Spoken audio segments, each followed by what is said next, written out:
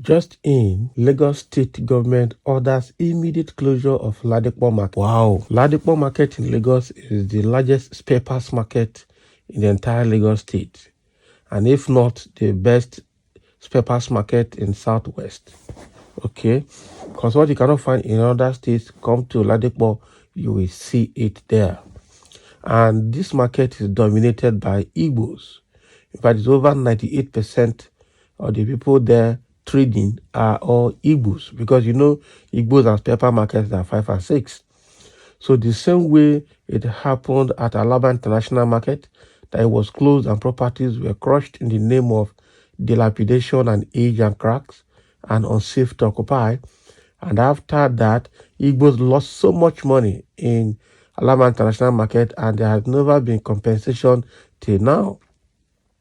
And so now it is a Ladipo market that is targeted. I tell you, and it's going to be that they will say it is an environmental issue. There's a lot of electronic waste in that market, and there needs cleanup. Government can do cleanup. There's no proper waste management in Lagos State. They will just tell you Loma is doing this, Loma is doing that. Go there and clean up all the waste. Let people pay because they generated the waste. But closing the market is like destroying or shutting down people's means of livelihood, and only Igbos will suffer it. And this thing is more of a targeted action against the Igbos. That is what people are saying, that it is orchestrated attack on the Igbos, and it's continuing. It's continuing. And Igbos are now forced to think back home, think of where to go. But Igbos are like Israelites. They will not go. I tell you. I don't think Lagos will be as tough as Kano State, where they were killed since 1993. The Islamic jihadists have been killing them, but then they still stood their ground there. And now I think these people are tired. Okay, so this orchestrated attack is against the Igbos because of Tinubu's election. It's going to be somehow. Let's get into the details. The Lagos State government has ordered the immediate closure of Ladipo market in Mushin local government area of, for environmental offenses, including reckless waste disposal, unhygienic premises, and non-payment of waste bills. Now, Politics Nigeria reports that the Commissioner for the Environment and Water Resources, Mr. Tญี0ҮBዀ, who announced the closure, said the market will remain closed until the traders and market stakeholders met the mandatory conditions of redress. Speaking on the development, Mr. Wahab underscored the critical importance of environmental hygiene in markets, noting that it was imperative that markets in the state adhere strictly to environmental laws and regulations put in place for the well-being of residents. Now, he said the closure of Ladipo market served as a stern reminder that no entity, regardless of its size or influence, was above the law. He said it is imperative that markets in the state adhere strictly to environmental laws and regulations put in place for well-being of residents. The closure of Ladipo market served as stern reminder, that no entity, regardless of its size or influence, is above the law.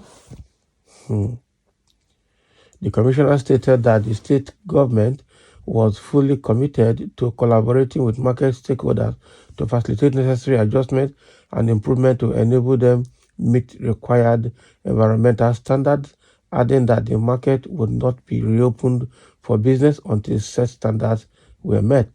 The managing director, CEO of the Lagos State Management Authority, Loma, Waste Management Authority, Loma, Dr. Muyiwa Gbadejesin, said the closure was expected to allow for a thorough assessment of the environmental impact of the market's activities and the implementation of necessary remedial measures.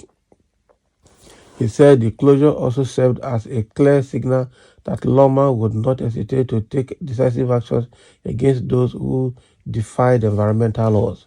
Dr. Gbadejesin stressed that as Lagos State continued to grow and develop, it was imperative that economic activities were conducted in a manner that was sustainable and environmentally responsible. Recall that similar actions was taken against Oyigbo, Alayabiagba, Okeodo Market, and some sections of T冶0ÀBዀ Market for serial infractions. I tell you, so the issue now is managing waste and doing environmental cleanup in that market and paying their dues. So you reading through the letters, their reason seems to be genuine, but are you sure there's no sinister agenda behind it? Because there are other dirtier markets that nothing has happened to in Lagos. If you go to places like My 12 Market, only God knows what you will see inside that market. That market is dirtier than any other market where they sell food stuff in Lagos. If you go to Ajah Market or if you go to Edo Market, those are small markets anyway. But there are some big markets, especially food stuff markets, and when you go, what you will see, the kind of waste they generate and where they dump it is the gutter. And Loma is passing those places. The government did not put down a general waste bin for them to put their waste, and then they will come and take it either every week or every month.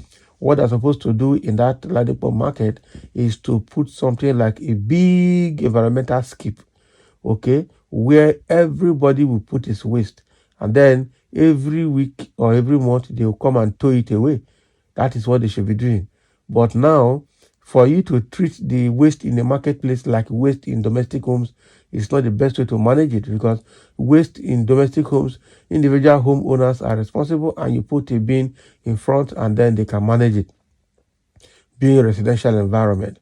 But for a market like Ladipo, it won't work, knowing fully well the kind of people we are. So the best thing is to put a very large skip and with a big truck. Maybe if you put two, and every day, every week or every month, you come and change them out. That is the best way to manage that environment, I tell you. And the Igbo people too should need to understand that as you do that kind of papers market, you are generating waste every day. And I tell you, Igbo man will be the last person to throw away any kind of motor papers waste, because he feels it can be refurbished. He feels one day somebody will need it. And by so doing, unconsciously, you are piling up waste in that place. Again, that is on the honest side of it. On the other political undertone side of it is that we have seen a targeted approach to attack against the Igbos in Lagos, and that's exactly where people are tilting to. People are saying that this is an orchestrated, a planned attack on the Igbos, because since the last election of February 2023, we saw how the Yorubas attacked the Igbos because the Igbos were ready to vote Peter Obi and not Tinubu. And so that attack has systematically continued. It's becoming an institutionalized discrimination and attack on the Igbos in Lagos. And so whatever the Lagos State government will do, whether it is for good intention or not, it's definitely going to be orchestrated. It's going to be misinterpreted and misconceived as attack on the Igbos, because the attack on the Igbos is still not over yet, and they are still working and warning the Igbos to leave Lagos for them. So the Igbos also need to be very careful. They will come up with very systematic approach to prove to the world that they are doing their legitimate job, but there is a political undertone to punish the Igbos. So they need to be very careful. Somebody is saying, Indigbo, go home. Una not here. Nnamdi Kanu warned Una back then. Abi? So they tell them they should go home. Okay, somebody say, including you, sir, closure of people, source of income indefinitely without prior notice is peak of inconsideration. Have they been contacted, in failure to comply with intentions declared? Indeed, no one is above the law, nor is there anyone above God. That is it. No one is above the law, and no one is also above God. So you cannot just close people's source of income indefinitely without giving them prior notice. But the government is saying that they have notified them, but there's no compliance. So who is who saying the truth now is their word against the word of government officials. Another way to destroy Igbo people's properties, like they did in what do they call it? Alaba International Market. Somebody said, highly anticipated to be one of the top achievements of Jagaban and his boy, Sanwo-Olu. It is so sad, but if that will make Igbos to rethink home, it will help us. There is nothing to lament about it. Closing Ladipo market will not be easy for the Igbos doing business there, and the Lagos government is filled with it also. Yeah? Okay, we feel it also. So Lagos government will feel it as well. The war is here to start. You never know anything. Think home before it is too late. Nyamiri, Olodo people, can you imagine? You think we are one. So somebody is coming here to say that they are not one. Igbos and Yorubas are not one. Okay, think home and leave Lagos for them. Abi? I'm a smart, you know. Someone said it's a deliberate move to extort money from the traders. Okay, that market is cash cow for whoever is the commissioner of environment. They wouldn't do anything the government need to do or put in place so that after a while they repeat same thing. Can you imagine? So you say that government will not do what they're supposed to do to keep the market in good condition, so that they will continue to make a repeat visit of this kind to collect money and extort people.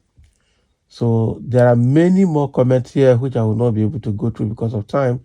But what I say here is that the Igbos are already being pained about it, but something has to be done in terms of environmental, and Lagos State need to prove that there's no political undertone behind their action. So thank you for listening, and let's have your comment.